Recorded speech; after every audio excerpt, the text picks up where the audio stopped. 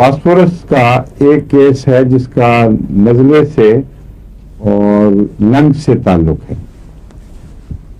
ایک ایسا مریض جس کو کسی دوسری دوا سے فائدہ نہیں ہوتا تھا دمے میں، فاسفورس سے اللہ کے فضل سے اس کو غیر معمولی شفا ہوگی. بعد میں اگر ہوئے حملے تو بہت کم، لیکن کار پلٹ گئی اس کی خاص علامتیں یہ ہیں کہ فاسفورس میں نزلہ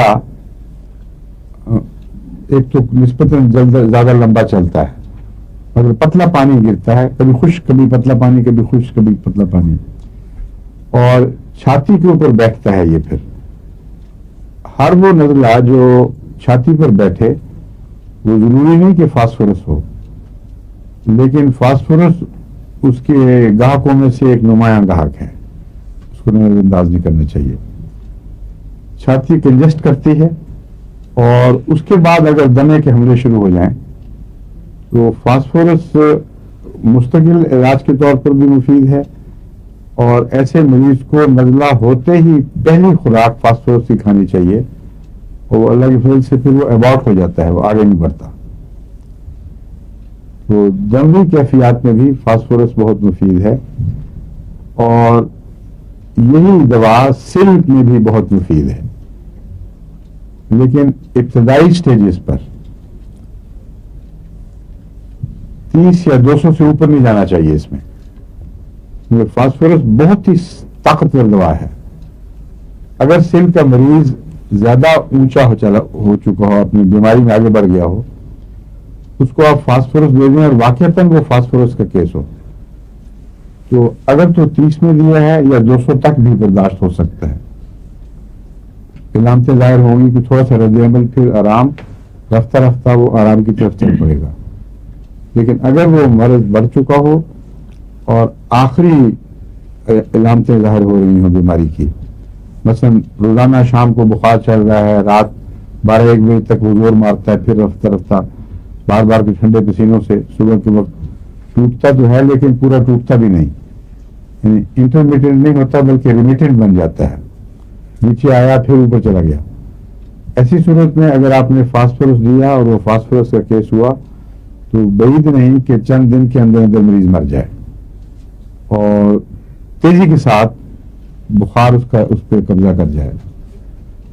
لیکن اگر بخار ایسا ہو جب پتہ لگ چکا ہو کہ مریض ہاتھ سے نکل گیا ہے اور محض عذاب میں مبتلا ہے، تو فاسفورس کی ایک اونچی طاقت ویسے ہی کام کرتی ہے جیسے بعض امراض میں آرسنک کام کرتی ہے، اور مریض کی زندگی تو نہیں بچ سکتی مگر بہت زیادہ بہت بہتر حال میں جان دیتا ہے. ورنہ سیل کے آخری جو گھنٹے ہوتے ہیں بڑی تکلیف دہ ہوتے ہیں.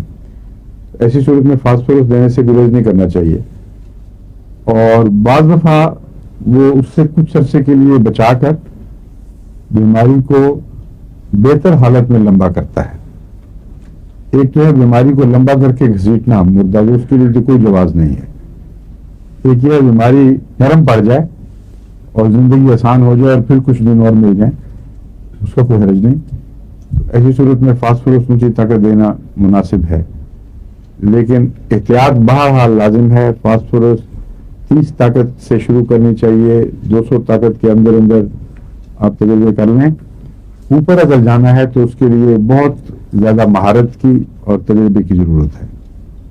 ٹھیک ہے، لیکن اگر لنگس کی بیماری نہ ہو خطرناک تو کینسر میں بعض دفعہ فاسفورس اونچا دینا لازمی ہے، اور اس سے کوئی خطرہ نہیں ہے. یہی وہ عمل کینسر میں نہیں دکھاتا جو لنگ میں دکھاتا ہے. لنگ میں اس کے سل کے پھوڑے بہت زیادہ بھیانک شکل اختیار کر چکے ہوتے ہیں، ان میں یہ بہت خطرناک ہے. ایسی صورت میں پیلیٹیوز کو کیا ہیں جو نسبتاً مریض کی زندگی آسان کر دیں، ان میں اسٹینم بہت اچھا پیلیٹیو ہے. STANNUM اسٹینم، یہ ایک دھات ہے، سمجھے؟ اور اسٹینم کا عموماً کم استعمال کیا جاتا ہے، مگر چند چیزوں میں نے دیکھا ہے یہ بہت ہی مفید ہے. لنگز کی تکلیفوں کو نرم کرنے میں، خواہ وہ سل کے آخری درجے ہوں یا نہ ہوں، عموماً مفید ہے. بلغمی مزاج کے لیے ویسے بہت اچھا ہے. دن کی سر دردوں کے لیے جو رات کو بڑھتی ہیں، اس سے یہ ملتا ہے کچھ اور ایسی دواؤں سے. سوڈیم نیٹرمور میں بھی یہ بات پائی جاتی ہے، سنگینیریا میں بھی پائی جاتی ہے، اور بھی اس سے ملتی جلتی بہت سی دوائیں ہیں جن میں غالباً اسٹیفیسیگریا میں بھی دن کا درد جو بڑھتا ہے رات تک ٹھیک ہوتا ہے، اس میں پایا جاتا ہے. تو اسٹینن میں یہ بھی پایا جاتا ہے، مگر سب سے اچھا استعمال لنگز کی بیماری کو نرم کرنے میں اور پیٹ کے کیڑوں میں.